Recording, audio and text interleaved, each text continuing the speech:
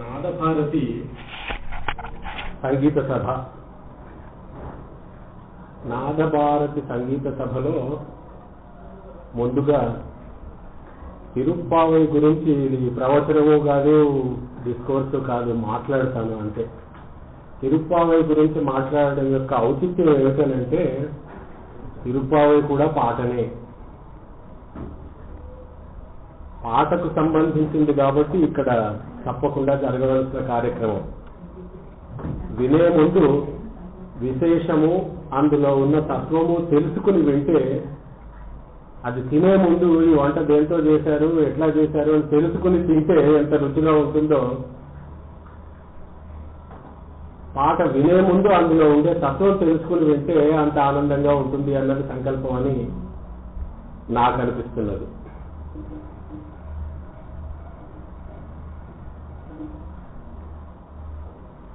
చాలా మటుకు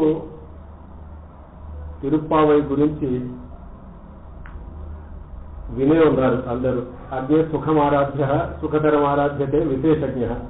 తెలియని వాడికి సులభంగా చెప్పొచ్చు, బాగా తెలిసిన వాడికి మరింత సులభంగా చెప్పొచ్చు. కాబట్టి నా పని సులభంగా ఉంది కనుక నేను ఒప్పుకున్నాను ఈ పని చేయడానికి. అదే ఎక్కడో 1000 మందిని కూర్చోబెట్టి చెప్పమంటే నాకు రాదు, వాళ్ళు వినరు. అందరికీ తెలిసిన విషయాన్నే మళ్ళీ మళ్ళీ చెప్పుకోవడం ఏమిటి అంటే, అసలు తిరుప్పావై తత్వమే అందులో ఉన్నది. అమ్మవారు పుట్టింది క్రీస్తు శకం 776లోనట. అంటే ఎంతైంది? కనీసం 1220 సంవత్సరాలు, 1230 సంవత్సరాల పైన అయింది. ఆళ్వారులు 12 ఆళ్వార్లలో 10 మంది, 9 మంది చాలా ముందు వాళ్ళు, ఆ తర్వాత పెరియాళ్వారు, ఆ తర్వాత అమ్మవారు. మధ్యలో చాలా తేడా ఉంది కాలం బట్టి చూస్తే. మన వాళ్ళు కథను బట్టి చూస్తారు అంతేగాని చరిత్రను బట్టి చూడరు. ఆ తరువాత 1112లోనే ఎప్పుడో రామానుజులు పుట్టారు. రామానుజులకు తిరుప్పావై జీయర్ అని పేరు. అంతకుముందు తిరుప్పావైకి ఏం జరిగిందో నాకు తెలియదు, కానీ రామానుజుల దగ్గర నుంచి తిరుప్పావైకి ఒక ప్రచారం వచ్చింది. వారు భిక్షాటనం చేసేటప్పుడు అనునిత్యము తిరుప్పావై పారాయణం చేస్తూ, తిరుప్పావై గానం చేస్తూ, కోవిల్ పద్ధతిలో పారాయణం కాదు, గానం చేస్తూ వెళ్ళి భిక్షాటనం చేసుకునేవారట. వారి మనసులో ఉన్న పవిత్రత చూడండి. నేను ఇంత గొప్ప విషయాన్ని పారాయణం చేస్తున్నాను కదా అని. వారు నిజానికి ఎంతటి ఎతివరులైనా సరే బయట తిరిగేటప్పుడు కర్ర చెప్పులు, పాంకోళ్ళు వేసుకోవచ్చు అని ఓ పద్ధతి ఉంది. కానీ వారు వేసుకునేవారు కాదట, ఉట్టికాళ్ళతోనే తిరిగేవారు. ఏమిటి అంటే, నేను పాడే పాట ఎంత గొప్పది, ఇంత గొప్ప పాటని నేను పాడుతూ చెప్పులు వేసుకొని తిరగడమా తప్పు కదా, నేను వేసుకోవడం అని అన్నారు. అంటే ఈ పాటలోని పవిత్రతను గుర్తించిన రామానుజులను మనం స్మరించుకోవాలి. రామానుజులకు ముందు వైష్ణవం లేదా? అందరికీ తెలిసింది ఏమిటంటే రామానుజులు వైష్ణవాన్ని సిద్ధాంతీకరించారు, వారే తయారు చేశారు. కాదు, వారు దాన్ని ఒక మార్గంలోకి పెట్టారు. రామానుజులు శ్రీవైష్ణవ ప్రవర్తకులు. దాని గురించి అందరికీ చెప్పి ముందుకు తీసుకెళ్ళారు. ఏమి ఈ తత్వము? అంతటి ఘనకార్యం చేసిన రామానుజులకు అందరికంటే ఎక్కువ నచ్చింది తిరుప్పావై. ఎందుకు? అందరి రచనల కంటే 4000, అందరూ ఆళ్వార్లు కలిసి రాసింది 4000. అందులో అమ్మవారు రాసింది 72 పాటలో, పద్యాలు. మీరు ఏమన్నారంటే 72 మాత్రమే. తిరుప్పావై 30, నాట్యాలు తిరుమొഴി ఇంకో 42 అంతే. ఎందుకు అనంటే, దానికి మనకే కనిపిస్తున్నది ఉదాహరణ. 1000 సంవత్సరాల నుంచి చెప్పింది చెప్పకుండా చెప్పుకుంటూనే ఉన్నాను తిరుప్పావై గురించి. ఇంకా చెప్పుకోవాలని ఉంది. నేను అర్జునుడి అననుగుణామపి వాణి ఆగస్తందోహమందమతి కలితాం అంగీకరోతు భగవాన్ ఆశ్రిత దోషావలోకనా కల్యః అని నాటినట్టు వాళ్ళు చేయవలసిన ఇన్వోకేషన్. నేను ప్రతిసారి ఈ మాట చెప్పి కానీ ముందరికి కదలను. ఏమి అననుగుణామపి వాణి, నా మాటలకు ఒక పద్ధతి లేదు. ఆగస్తంతో ఒక మందమతి ఫలితం. నాకే అనుమానాలు ఎక్కువగా ఉన్నాయి, చదివినా కొద్ది అనుమానాలే వస్తున్నాయి. అయినా సరే అంగీకరవద్దు భగవాన్, అయినా సరే పెరువాళ్ళు నా మాటలు వినవయ్యా. ఎందుకు? ఆశ్రిత దోషావలోకనా కల్య. నీ ఆశ్రితుడైన వాడు తప్పులు చేస్తే ఒరే నువ్వు తప్పు చేశాడు అని అనవు, నువ్వు వాటిని పట్టించుకో, ఆ తప్పులను అవలోకనం చేస్తావు. వాటిని వదిలేసి మనిషిలో ఉన్న మంచితనాన్ని మాత్రమే చూస్తావు, మనిషి ప్రయత్నాన్ని మాత్రమే చూస్తావు. కుముదం భక్తి స్పెషల్ అని ఒక పత్రిక పెట్టారు. పత్రిక పెట్టి వాళ్ళకి ఎందుకు నేను దొరికానో నాకు తెలియదు. నేనే సైన్స్ చదువుతున్నాను, సైన్స్ రాస్తున్నాను, సైన్సే నా జీవితం. భాస్కరం గారు అని ఎడిటర్, ఆయన నన్ను పిలిచి గోపాల్ గారు మీరు రాస్తే బాగుంటుందండి ఈ విషయాలు. అయ్యో నేనేమిటండి, నేను రాయడం పెట్టి నేను ఎప్పుడు చేయలేదు. నిజమే పుట్టుకతో వైష్ణవుడు అయ్యేటట్టుంటే కావచ్చు, జన్మనా జాయతే శూద్ర కర్మనా జాయతే ద్విజ. బ్రాహ్మణ పద్ధతిలో వైష్ణవ పద్ధతిలో నేను ప్రవర్తిస్తూ ఉంటే ఆ పద్ధతిలో నేను బతుకుతూ ఉంటే వైష్ణవులు అవుతాను. అంతేగాని ఆ ఇంట్లో పుట్టినట్టు వెంకటనరసింహాచార్యులు వారి కడుపులో పుట్టాను కాబట్టి నేను గోపాలాచార్యులు అవుతానా, అందుకని నా పేరు గోపాలమ్మ నాపేసుకున్నాను, ఆచార్యులు లేదు నా పేరులో అంటే. లేదు మీరు అట్లా మాట్లాడకండి, మీకు మంచి తార్కిక దృష్టి ఉంది, మీరు రాయండి. సైన్స్ చదువుతాను కదా, ఎందుకు అని ప్రశ్న వేసుకుంటాను కదా, అది పనికొస్తుంది, రాయండి అని అన్నారు. నిజం చెప్తున్నాను, అది మొదటిసారి నేను తిరుపతి గురించి చదవాలి. సంప్రదాయం ఉన్నా సరే ఎందుకు అని అంటే నేను చాలా సూక్ష్మంగా ఎప్పుడు నాకు ఇట్లాంటి మాటలు చదువుతుంటే మాట్లాడుతుంటే నాకు కొంచెం ఒళ్ళు తెలియదు. నేను ఎప్పుడు ఆపాలో నాకు ఒకసారి చూపించండి, శ్రీనివాస గోపాల ఎక్కడైనా ఉన్నాయన, నీకు ఎప్పుడు ఆపాలో చెప్పు, అప్పుడు ఆపేస్తా. యావత్ తైలం తావత్ బ్యాక్ అని ఇవాళకి తైలం. ఓకే, అప్పుడు మొదటిసారి చదివి అది ఏ సంవత్సరం నాకు సరిగ్గా జ్ఞాపకం లేదు, కానీ ఆ ఇష్యూలో వ్యాసం రాశాను కూడా. నాకు ఇవాళ అనిపిస్తుంది, అయ్యో మిడిమిడి జ్ఞానం అంటే ఇట్లా ఉంటుంది కదా అని. ఆ చదివింది అర్థమైంది దాని గురించి రాశాను, అక్కడికే చాలా బాగుంది అన్నారు, ఇంతే కదా అని అనిపించింది. ఆ తరువాత ఏం చెప్పను కానీ ఒక పెద్ద విద్వత్ కుటుంబం, వైష్ణవ కుటుంబంలో పుట్టిన ఒక మహాకవి గారు నన్ను, ఏమయ్యా తిరుప్పావైలో కవిత్వపు విలువలు ఉన్నాయా అని. అది నిజంగా కవిత్వమా లేకపోతే ఊరికే స్తోత్రాలేనా, ఏముంది దాంట్లో అని నాకు తెలియదు. ఏం జవాబు చెప్పాలా? ఆయనకు చెప్పిన జవాబు ఏంటంటే, అయ్యా కవిత్వపు విలువలు లేకపోతే ఇన్నేళ్ల నుంచి అందరూ పిచ్చివాళ్ళ ఎందుకు దాన్ని చదువుతున్నారు, ఎందుకు చెప్పిన దాని గురించే మళ్ళీ చెప్పుకుంటున్నారు, ఎందుకు కొత్త అర్థాలు తోడుకుంటున్నారు అనిపించి అప్పుడు శ్రీభాష్యం అప్పలాచార్యుల వారి పుస్తకం సంపాదించి చదివాను. నాకు అప్పుడు ఒకసారి ఇంట్లో తడిచినట్టే లేరా, ఇంత మంచి విషయం గురించి ఆయన అడిగితే తెలియదన్నావా? Knowledge start, education start where you declare your ignorance అన్నారు. నాకు ఇది తెలియదు అని నువ్వు తెలుసుకున్నప్పుడు దాన్ని తెలుసుకోవడం మొదలవుతుంది. అప్పటి నుంచి చదవడం మొదలుపెట్టాను. నేనే పెద్ద చదువుకునేవాడు కాదు. నా సంస్కృతము, నా శాస్త్రము, సాహిత్యం ఇదంతా కేవలం నా ఉత్సాహం మాత్రమే. అట్లాంటి నాకే దాంట్లో ఎంతటి ఆనందం వచ్చిందంటే, ఆహా ఇందులో ఈ ఆనందం ఉంది కదా, అందుకనే అందరూ దీని గురించి ఇంతగా పాకులాడుతున్నారు, దీన్ని చదవాలి. ఎన్ని పుస్తకాలు ఉన్నా అన్నింటిలోనూ అందరూ పొందే రాసుకున్నారు. తత్వం చెప్పాలి ఇవాళ. నేను ఇవాళకి 6వ పాత్రం, నేను 6వ పాత్రం గురించి చెప్పను, అంతకు ముందు 5 పాత్రాల గురించి చెప్పను. తత్వం ఎందుకు ఏంటి అనేది మాత్రం చెప్పి ఎక్కడ కావాలంటే అక్కడ ఆపేస్తాను. విషయం తెలియకుండా ఎందుకు? శాస్త్రజ్ఞానం బహుక్లేశం బుద్ధే చలన కారణం అన్నాడు. ఏమేనంటే చాలా గొప్ప పద్ధతి ఉన్నది. భక్తి మార్గం అనేది ఋషులు స్థాపించిన పద్ధతి. ఋషుల పద్ధతిలో మనము అనుసరించాలనంటే బహుక్లేశం, మనకు అర్థమయ్యేదా? చెప్తారు, ఋగ్వేద కాలంలోనేమో పూర్తి పెరుమాళతో ఉండడమే ఒక పద్ధతి, యజుర్వేద కాలంలో దాని పేరే యజుర్వేదం కాబట్టి అప్పుడు జరిగే యజ్ఞాల ద్వారా పెరుమాళ్లను అనుసంధించినారు. ఆ తర్వాత త్రేతాయుగంలో, ద్వాపర యుగంలో సేవ చేస్తే చాలు అన్నారు. శ్రీకృష్ణ పరమాత్మలకు సేవ చేశారు. కలికి వచ్చిన తర్వాత కేవలం నామార్చనం మాత్రమే, నామస్మరణం మాత్రమే అన్నారు. ఈ పద్ధతికి వచ్చింది కాబట్టి ఋషుల పద్ధతిని మనము అనుసరించలేము, కాబట్టి అంత దూరం మనం వెళ్ళలేము. కాబట్టి యదా యదా ఈ ధర్మస్య గ్లానిర్భవతి అభ్యుత్థానం అధర్మాయ తదాత్మానం సృజామ్యహం. అప్పుడెప్పుడో ఆ ధర్మానికి గ్లాని కూడా అప్పుడప్పుడే కలిగినట్టున్నారు. కనుక పెరువాళ్ళు అప్పుడప్పుడే అవతారం పెట్టారు. కానీ కలి వచ్చిన తర్వాత దాని పేరే కలి. తెలుగులో దానికి అవసరం కలిపితే ఆకలి. ప్రతిదాని కోసము ఆకలి, అర్థం లేని ఆకలి. అప్పుడు మన పెరువాళ్ళు ఎట్లా ప్రతినిత్యం అవతారం ఎత్తుతారా? ప్రతినిత్యం జరగదే ఆ విషయం.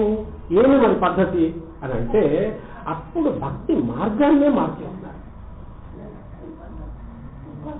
భక్తిలో ఉండే తత్వాన్నే మార్చేస్తున్నారు.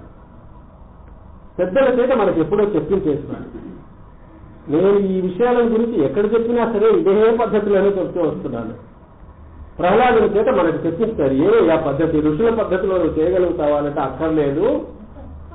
స్మరణం కీర్తనం శ్రవణం కీర్తనం విష్ణు స్మరణం పాదసేవనం అర్చనం వందనం దాస్యం సఖ్యం ఆత్మనివేదనం. దత్తమైన భక్తి అని 9 చెప్పేసి వదిలేసారు. చాలా మీకు ఈడకే కష్టం అయిపోయిన తర్వాత మీకు చేత కాదన్నారు. దాంట్లో కూడా వాళ్ళు అనుసంధించడానికి ఎంత సులువైతే అంత బాగుంటుందని శ్రవణం, అప్పుడు కీర్తనం, అప్పుడు విష్ణు స్మరణం ఎంత సులభంగా చెప్పారంటే నాకు మా పిల్లలు గారు భయం ఉంటారు. పిల్లన్నా రేడియో కొనుక్కోలేదా అన్నా. ఎందుకురా రేడియో? అదే నాన్న వినొచ్చు కదా, పొద్దున్న లేస్తే భక్తి రంజని వినిపిస్తుంది, ఆ తర్వాత సంగీతం. కాదు నాన్న, పక్కింట్లో రేడియో ఉందిరా, వాడు ఎట్లాగూ పెడతాడు, గట్టిగా పెడతాడు, వాడు వద్దన్నా వినిపిస్తుందిరా. పద్ధతి ఏమిటంటే ముందేమన్నారు, శ్రవణం విను, నీ ప్రయత్నం ద్వారా వింటావా లేక అనుకోకుండా వినిపించినా వింటావా? ఆ తర్వాతనే కీర్తన. అప్పుడు ఏమవుతుంది, 4 రోజులు అయితే ఆ మాట తెలిసి గొంతు కలిపితే బాగుంటుంది కదా అని అనిపిస్తుంది. మనకు తెలియకుండానే చాలా పాటలు పాడేస్తూ ఉంటాం, మా బుర్రలో తిరుగుతూ ఉంటాయి. అప్పుడు నీకు మనసు కలుగుతుంది, అప్పుడు స్మరణ. ఎవరు లేకున్నా సరే కూర్చొని ఓం నమో నారాయణ ఓం నమో నారాయణ అనుకో శాతమే. ఇది పద్ధతి. ఇంత సులభమైన పద్ధతిని అమ్మవారి దగ్గరికి వచ్చేస్తే నేరుగా చెప్తారు. శ్రీకృష్ణ పరమాత్ముడు 110 సంవత్సరాల అవతారాన్ని నిర్వహించారు. మీకు ఎంతమందికి తెలుసో ఎంతమందికి తెలియదో కానీ ఆయన చివరికి చాలా అసంతృప్తితో పోయారు. ఆయన అనుకున్నది పూర్తిగా జరగలేదు. అవతారానికి ఏమనుకుని వచ్చారో అది కొంతవరకే జరిగింది. వాళ్ళ వంశనే సర్వనాశనం అయింది. ఆ తర్వాత అంతా అస్తవ్యస్తమైంది. ఏమిగా ఇది, నేనేమో వెళ్ళిపోవలసిన కాలం వస్తున్నది, ఇట్లాగైందేమి అని అసంతృప్తితో వెళ్ళిపోయినారట శ్రీకృష్ణ. ఇది చాలా గొప్ప తత్వం. అది తెలిసి ఆ తరువాత పరివారంలో ఉండే వాళ్ళందరూ రకరకాల అవతారాల్లో లోకంలోకి వచ్చి ధర్మ ప్రవర్తన చేయాలి అనే మార్గంలోకి వచ్చారు. ఆళ్వార్లు వచ్చారు. ఆళ్వారులు చేసిన రచన గురించి తెలిసిన పెద్దవాళ్లకు అర్థమవుతుంది, అంతేగాని వాళ్ళు శాస్త్ర పద్ధతిలో చెప్పలేదు. చక్కగా పాటలు పాడారు. ఆ పద్ధతి ఎంత సులభంగా జ్ఞాపకం ఉంటుంది, ఎంత సులభంగా మనసుకు హత్తుకుంటుంది అంటే వాళ్ళ ఆ పాటలు కూడా నేను కవిని ప్రయత్నించి కూర్చుని రాయలేదు. అవి వారి నోటి వెంట ఎందుకు పెరువాళ్ల సంకల్పంతో వచ్చారు. నేను వాళ్ళని ఏం మాట్లాడతానని కూర్చున్నానా, పలికెడిది భాగవతమట, పలికించడు వాడు రామభద్రుడట, నే పలికిన భవహరమగునట, పలికెడ వేరెండు గాథ పలకగలేలా. నోటికొచ్చిన మాటలన్నీ మాట్లాడుతూ ఉన్నామే. ఇంతమంది వచ్చి కూర్చుంటే మాట్లాడడానికి పొగరా? ఇంతమందిలోని జీవశక్తి, ఇంతమందిలోని ఆత్మశక్తి అదే నా చేత మాట్లాడింపజేస్తుంది. నేను కాదు మాట్లాడేది, నేను కేవలం ఒక గరిటెను మాత్రమే. పాయసం పెరుమాళ్ళు, నేను గరిటెగా ఉండి ఆ పెరుమాళ్ళు అనే పాయసాన్ని మీకు అందించేటప్పుడు ప్రపంచంలో గరిటెకు రుచి తెలియదు. కానీ ఈ గరిటెకు ఇంత రుచి తెలిసినా సరే నా జన్మ సార్థకమైనట్లే కదా.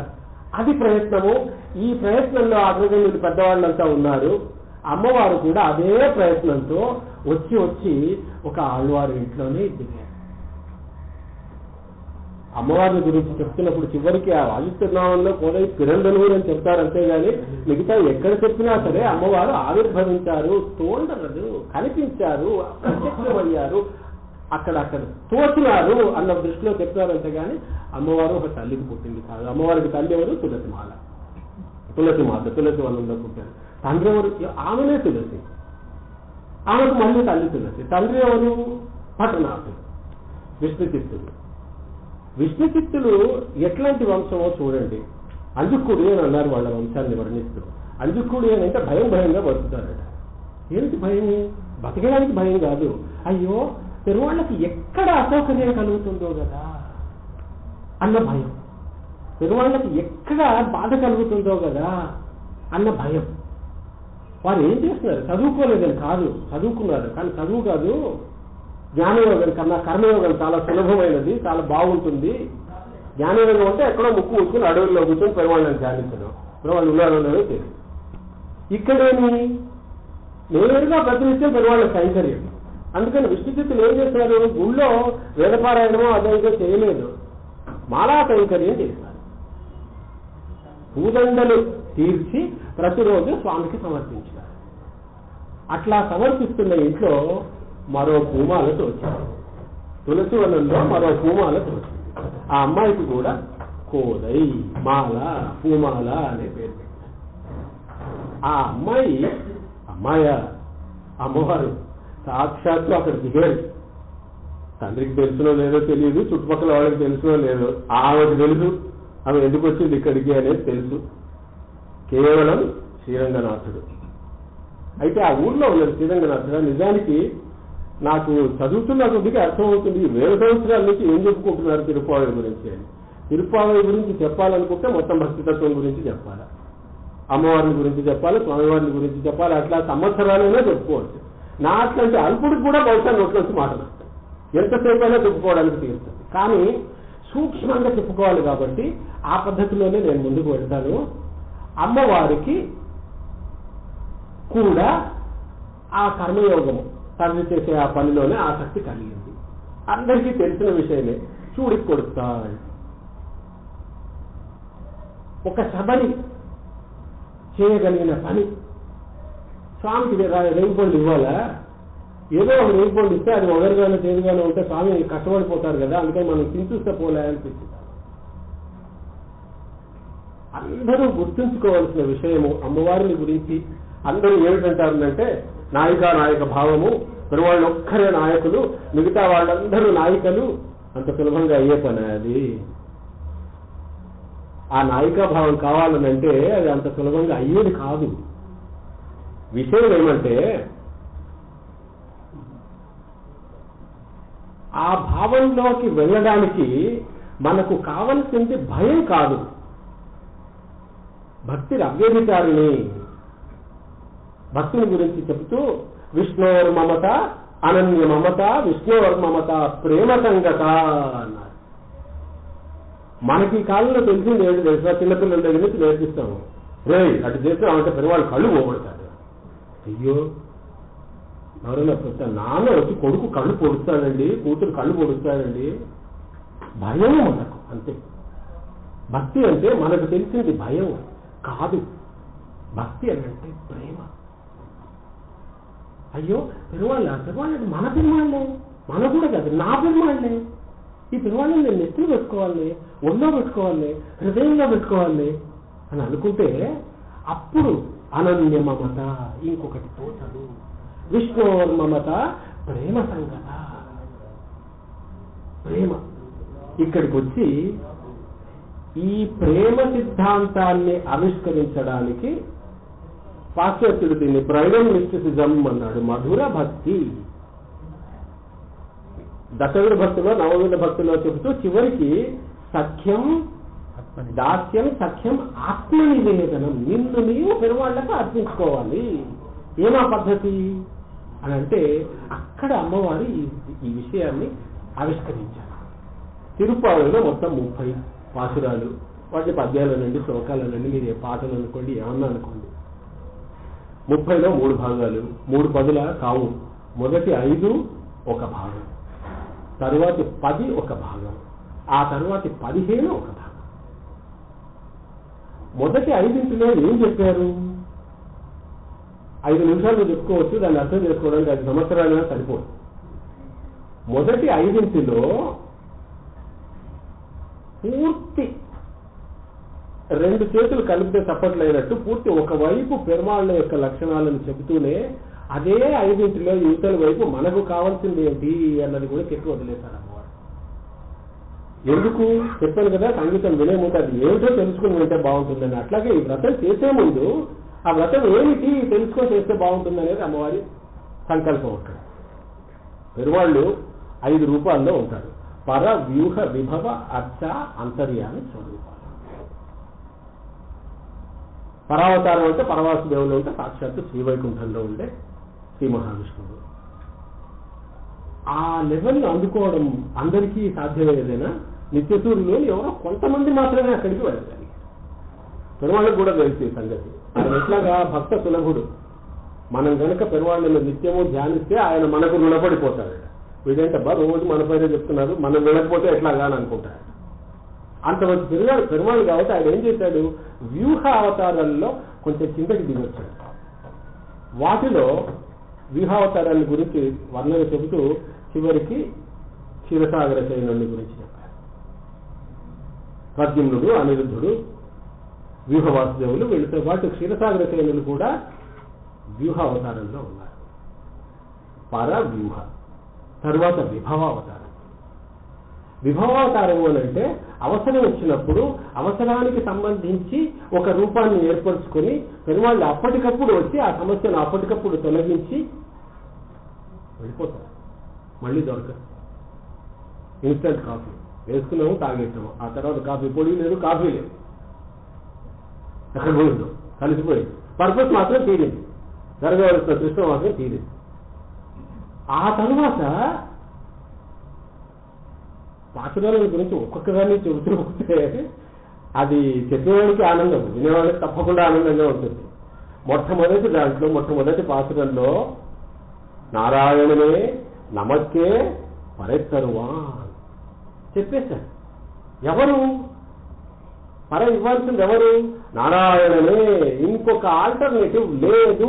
ఆ నారాయణనే. నాకు ఆ ఏత్వాన్ని, ఆ దీర్ఘాన్ని మనం ప్రతినిత్యం జ్ఞాపకం ఉంచుకోవాలి. దాని పేరు అనన్య పరత్వము. అకారత్రయము చాలా ముందుకు పోతే మరి బాగుండదు. అకారత్రయం అనే ఒక పద్ధతి ఉంది, అందులో అనన్య పరత్వము, ఇది తప్ప ఇంకొకటి లేదు. ఏం చెప్పారు తెలిసిన? గజేంద్ర మోక్ష సందర్భంలో ఈ తత్వాన్ని ఎంత బాగా చెప్తారనంటే, కలడందురు యోగులు ఏడ కలడందురు సకల యోగి గణముల పాలన్ కలడందురు అన్ని దిశలను కలండరుడు వాడు కలడో లేడో అన్నాడట గజేంద్రుడు. అంటే ఓహో ఇట్లా ఉందని పని, నేనున్నానో లేదో నీకు ఇంకా అర్థమే కాలేదా? అయితే నేనేంట్రా వచ్చేది అని ఆయన రాలా. వీడికి అప్పుడు బాగా ఎక్కువైంది. అప్పుడు ఏమో తెలిసిన వీడు నీవే తప్పరంబెరుగా చేతులు ఎత్తాడు. రావే ఈశ్వర, రావే కావవే వరద, సంరక్షించు భద్రాత్మగా. అప్పుడు వచ్చాడు ఆయన. ఎందుకనంటే అనన్య పరత్వం రావాలి. అమ్మవారు దానికి ఇంత దూరం భాగవతం అంతా చెప్పి దాంట్లో గజేంద్ర మోక్షం చెప్పి అక్కడి దాకా తీసుకురావాలి. మొట్టమొదటి పాత్రలోనే నారాయణనే నమస్తే పరైత్తరువా, ఇంకెవ్వడు లేడు అని చెప్పేశారు.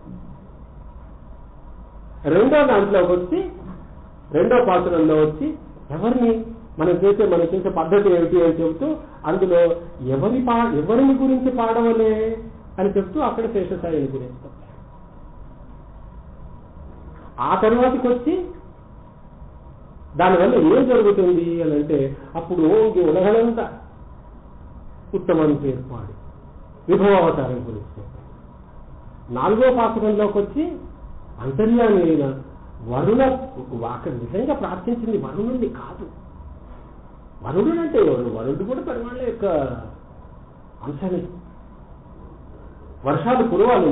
ఏ పద్ధతితో చెప్పారంటే, నువ్వు ఈ 3 తత్వాలు తెలుసుకున్నావంటే పరవాసుదేవులను అందుకోలేవు, వ్యూహుల దగ్గరికి వెళ్ళలేవు, విభవ అవతారాలు లేవు. అయినా సరే వీటిని గురించి నువ్వు తెలుసుకున్నావంటే యూ కెన్ కమాండ్. ఏం చెప్తున్నారు దాంట్లో? నేగుడా నువ్వు వర్షించు అని చెప్పాడు. దయచేసి వర్షించు అని అడగల. లోకమంతా బాగుంటుంది, సింగల్ ముమ్మారిస్తేది. ఈ ఒక్క మాట గురించి గంటలు రోజుల పాటు వ్యాఖ్యానం చెప్పిన వాళ్ళు ఉన్నారు. ఏమిటి ఆ ముమ్మారిస్తేది? 3 సార్లు వర్షం, నెలకు 3 వానలు అని వెనకటి నుంచి ఉంది. దేశంలో రాజు ప్రజలు ముత్తైదువులు సుఖంగా ఉంటే 3 సార్లు వర్షాలు పడతాయట ప్రతి నెలకు. అంటే ఏంటి అని మళ్ళీ ఇందాక నేను చెప్పిన అకాలత్రయమే. పెరుమాళ్ళు తప్ప ఇంకొకరు లేరు, పెరుమాళ్ళు తప్ప ఇంకొకరిని శరణమే ప్రశ్ననే లేదు, పెరుమాళ్ళని తప్ప ఇంకొకరిని భోగించే విషయమే లేదు అని అర్థం చేసుకుంటే నెలకు 3 వానలు పడతాయట. ఆ మాట చెప్పాడు అక్కడ. చెప్పిన తర్వాత 5వ పాశ్రంలోకి, ఈ 5వ పాశ్రం ఎంత ఉన్నతమైనదంటే అది మనకి వాళ్ళకి అందేటందుకు చెప్పారు. మాయనై అన్నారు మొట్టమొదటి. మొత్తం తిరుపావులు 3-4 సార్లు అమ్మవారు తాను ఎవరినైతే ఇష్టపడుతున్నారో ఆయన దొంగోడు అని అన్నారు. తప్పించుకు తిరుగుతాడు, అంత సులభంగా అర్థం కాదు, అందే మనిషి కాదు. మాయనై వడమధురం ఐందనై, మామూలు మనిషి కాదు. ఇక్కడ ఒక చక్కటి అమ్మాయి యొక్క మనస్తత్వాన్ని ఎంత బాగా ఆవిష్కరించారంటే అమ్మవారు, అమ్మాయి పెళ్లి చేసుకోవాలనుకుంటే ఎట్లాంటి వాడిని పెళ్లి చేసుకోవాలనుకుంటుంది? హీరోలాగా ఉన్నవాడిని పెళ్లి చేసుకోవాలి. రామావతారంలో ఏం జరిగింది? శ్రీరామచంద్రుడు ఎవరేం చెప్తే ఆ మాట విన్నాడు. ఎవరు చెప్తే ఆయన ఏంటంటే అనంతరాఘవంలో ఇంత బాగా చెప్తాడనంటే శ్రీరామచంద్రుడిని వర్ణిస్తూ, లక్ష్మణుడు సీతమ్మ వారిని రావణుడు వెతుకుపోయాడు, లక్ష్మణుడు రాముడు కలిసి అడవిలో తిరుగుతున్నారు, రాముల వారు ఎంత మామూలు మనిషిగా బతికాడనంటే అక్కడ అడుగుతాడట, ఎవడరా నువ్వు కత్వం బ్రూహి మదను తరతే ఏదా నా వెంట తిరుగుతున్నాడు, ఎవడరా నువ్వు అని అడిగాట లక్ష్మణుడిని. భ్రాతానుజో లక్ష్మణ్, అయ్యా నేను నీ తమ్ముడిని లక్ష్మణుడిని అయ్యా. ఓహో నువ్వు నేనుండగా నువ్వు నాకు తమ్ముడుగా, కోహం బ్రూహి నా అయితే నేనెవడరా. సర్వేశేవ భగవాన్ శ్రీరామచంద్ర ప్రభు, నువ్వు మహారాజు అయ్యా, నాకేమో నువ్వు భగవంతుడివి. శ్రీరామచంద్రుడు నేను ప్రభువునా కింకుడు విజయమని ఈ అడవిలో ఏం చేస్తున్నాను రా, మరి నేను ప్రభువు నువ్వు నాకు పెద్ద తమ్ముడివి, భారీగా ఉన్నాం మనం, అడవిలో ఏం చేస్తున్నావు రా అంటే, తతో ఇతో దేవిని సముద్రీక్షతే అన్నాడు. అక్కడిక్కడ అమ్మవారిని గురించి వెతుకుతున్నాము. కాదేవి అని అన్నీ మర్చిపోయాడు. అమ్మవారు ఎవర్రా అన్నాడు. ఎంత చక్కటి డ్రామాలు చూడండి. అమ్మవారు ఎవర్రా అని అంటే, జనకాభిరాజతనయ్య మా వదిన గారు నీ భార్య అనేసరికి ఆయనకు మళ్ళీ భార్య కాకపోతే మళ్ళీ వెళ్ళిపోదు, మళ్ళీ వెళ్ళిపోదు. అప్పటివరకు మరిచిపోయిన మనిషి నేను ఎవడరా నువ్వెవడరా, ప్రపంచంలో దీంట్లో ఎంత తత్వం ఉందనంటే నువ్వెవడు నేనెవడు అని ప్రశ్నించుకుంటే ఏమీ లేదు అనేది అర్థం అవుతుంది. ఆయన కూడా ఇక్కడ భార్య తనతో లేదు, లక్ష్మి లేనిదే నారాయణుడు లేడు, అమ్మవారు లేనిదే ఎవరు లేదు. ఆ విషయం అర్థమైంది. ఈ అమ్మవారు ఏం చెప్తున్నారు తెలిసిన, ఈయనట్లా కాదు. చివరికి రామాయణంలో చివరికి ఎక్కడ చెప్తాడు, తన దృష్ట్యా శత్రుహంతారం మహర్షిణాం సుఖావం. ఆ రాక్షసులందరినీ చంపి ఒళ్ళంతా దెబ్బలు తగిలించుకొని రాముడిని నడుస్తూ వస్తున్నాడు.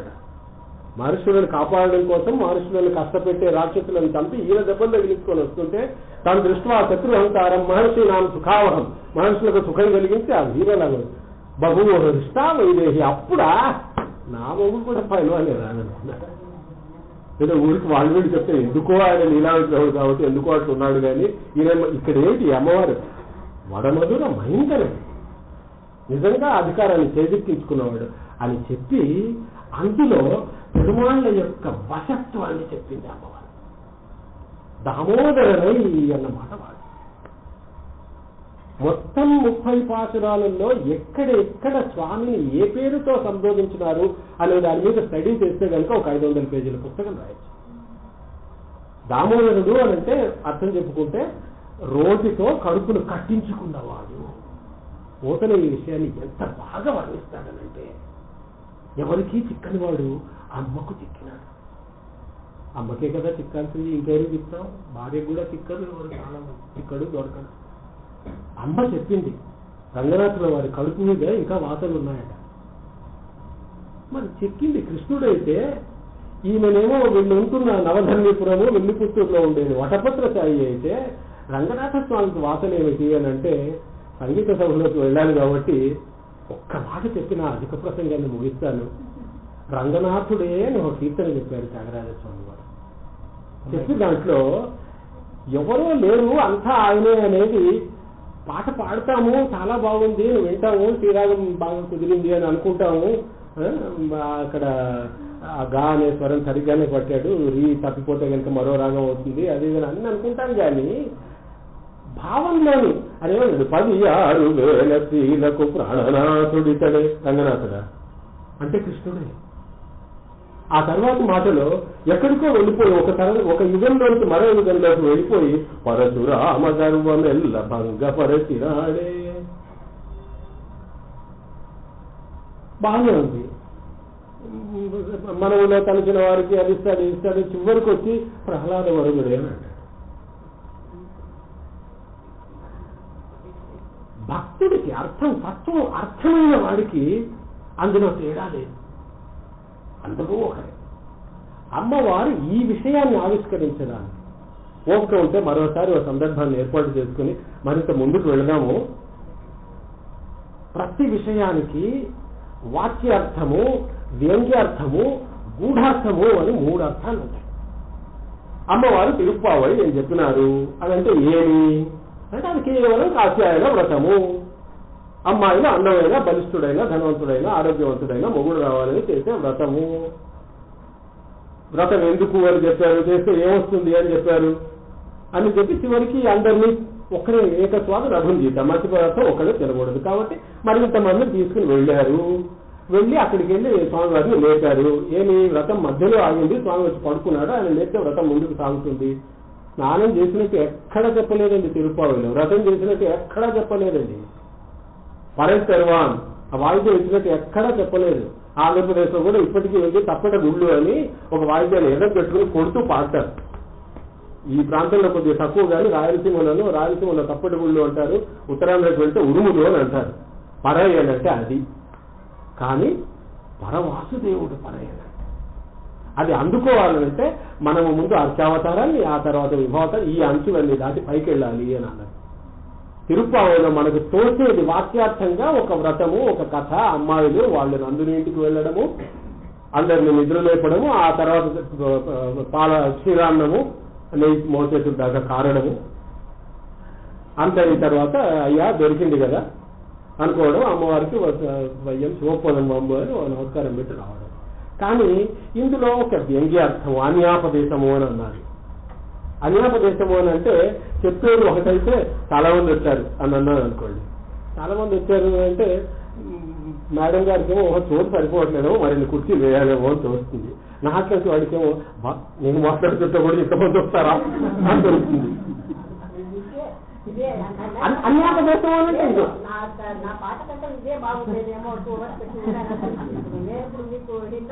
సర్వాపరాధాన్ని క్షమస్వ వద్దు. అయితే ఇందులో ఒక గూఢార్థం ఒకటి ఉన్నది.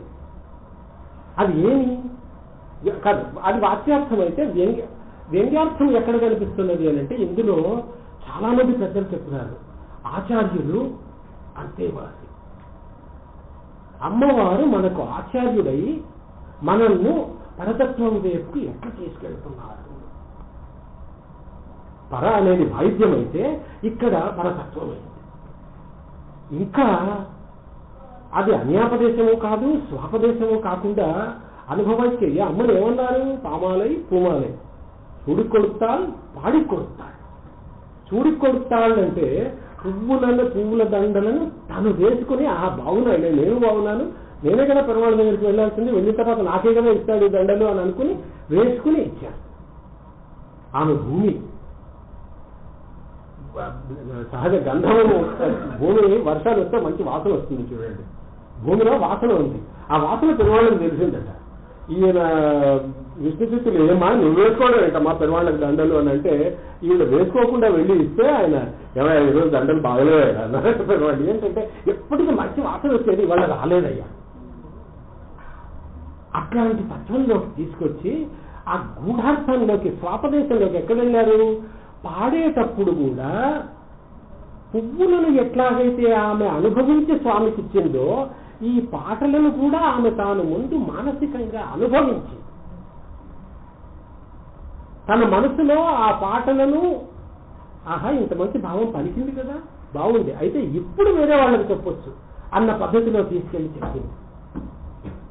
పాటలు కదా, పాటల గురించి మాటల కన్నా పాటలు బాగుంటాయేమో. కనుక డాక్టర్కి ఈ రోజుకి సెలవు ఇవ్వండి.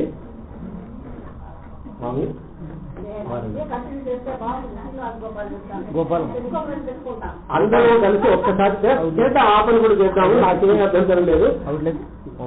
అందరూ కలిసి ఒక్కసారి అమ్మవారికి ఇది అభివాదం చెప్పి కర్కటే పూర్వ ఫల్గున్యాం తులసీ కాననోద్భవాం పాండ్యే విశ్వంభరాం దేవి వందే శ్రీరంగనాయకి. ఆండాల్ తిరువలికిలే శరణం.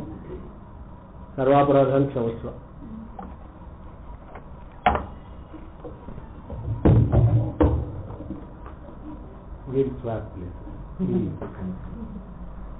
చాలా ధన్యవాదాలు. వారి గురించి 2 మాటలు శేషాద్రి గారు మాట్లాడతాను సార్.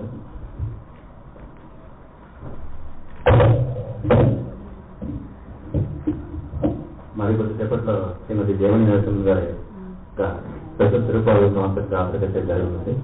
వచ్చిన విశేషణ అందరికీ నా అడుగు తరఫున ధన్యవాదాలు తెలియజేసుకుంటున్నాం. ఈ వెన్యూలో ఇవాళ ఈ రోజు మాత్రం ఈ టైమింగ్ కొంచెం మార్చడం జరిగింది. కానీ ఎవ్రీ సండే మాత్రం 4 to 6:30 ఇక్కడ చర్చ జరుగుతుంది. So interested people can come and attend చేసుకోండి. సభ్యులకు నమస్కారాలు. శ్రీమాన్ గోపాలం గారి యొక్క ప్రసంగం అయిన తర్వాత వారికి వైద్యులు తెలుసుకోవాలి, కానీ వారు ఆంధ్ర పదాన్ని ఒకటి ఉపయోగించకుండా అనర్గళంగా, భావుకంగా, సహేతుకంగా, సప్రమాణికంగా, తాత్విక వ్యవహారాన్ని తాను నిర్వహించినట్లో ఎలాంటి సందేహం లేదు. వారికి నా హృదయపూర్వకమైన నమస్కారాలు. సంగీతాన్ని ఎలా వినాలో అనే విషయాలు వారితో ముచ్చరించుకుంటే మాకు ఆనందంగా అనుకుంటాను. గ్రేట్ వినడంటే గ్రేట్ విమర్శక, కానీ వారికి సాహిత్యంలో ఇంత ప్రగాఢమైన పరిశ్రమ ఉన్నట్టు నాకు తెలియదు. అది ఎనర్జీ చూసి గ్రేట్నెస్ ఇన్ డెమినేటింగ్ సర్ ఎక్స్ప్రెస్ ఆండాడు. ఆండాడు కవితాలు ఏంటంటే రసంలో సన్నివేశాన్ని మహా తాను నిర్వహించి అంటారు కదా, నాటకాలు నిర్వహించారు కదా, అలాగే మన చదివాడు కూడా ఎక్కువ విధానం నిర్వహించి సంపూర్ణ చూపులు సిద్ధమైన మనసుతో ఉత్సవంతో తెలివిగా పాడాడని చదవగలరే. అంతకు పూర్వమే ఆండాడు తల్లి మహావైభవంగా పౌత్రిక గుణకీర్తనాన్ని అందరికీ తెలియజేసేట్టు ఒకవైపు గుణకీర్తన కనబడుతుంది, ఒకవైపు సాహిత్యం రూపం కనబడుతుంది, మరొక వైపు సాంప్రదాయక నిష్టం మనం ఇంట్లో అవలంబించాలని చెప్తుంది. మరొక వైపు భక్తి యొక్క వైదృశ్యాన్ని మనం ఎలా అనుభవించి మనం ఎలా లోక విదితం చేయాలనేది కూడా ఆమె చుట్టూ భగవంతునికి తనకుండే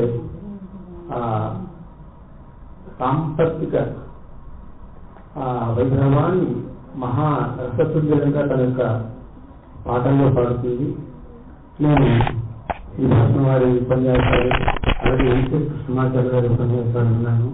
ఇప్పుడు సంగీతం పాడలేదని చెప్పారు, కానీ సంగీతం పాడకపోయినప్పుడు మన చేత ఆ భావాన్ని హృదయంగా పండించిన శ్రీమాన్ గోపాల్ గారికి మన సభ తరఫున అందరి తరఫున సహేతుమైన నా అభినందనలతో వారికి నమస్కారాలు తెలియజేస్తున్నాను.